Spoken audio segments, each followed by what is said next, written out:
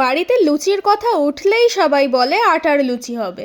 আমি বলি না না, আমি কম খাবো, কিন্তু খেতে হলে ময়দার লুচিই খাবো, ওটা একদম পারফেক্ট। আর কে যে আমাকে ছোটবেলায় চিলি চিকেন আর লুচি একসাথে খাওয়ানো শিখিয়েছিল তাকে হ্যাটস অফ। প্রথম যখন এই কম্বোর কথা শুনেছিলাম তখন ভেবেছিলাম সিরিয়াসলি এটা আবার কেমন কম্বো, কিন্তু যেদিন প্রথম খেলাম উফ কি মজা।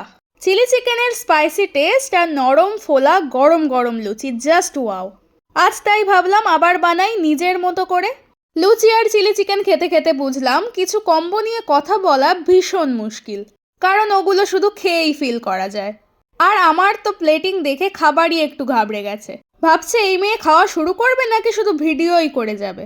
তো আজ এইটুকুই, তোমরা বলো কেমন লাগলো, আর তোমরা যেভাবে এতদিন আমার পাশে ছিলে সেইভাবেই আমার পাশে থেকো, কারণ আমি রান্নাঘরে ঢুকলেই একটা না একটা কাণ্ড ঠিক ঘটিয়েই আসি।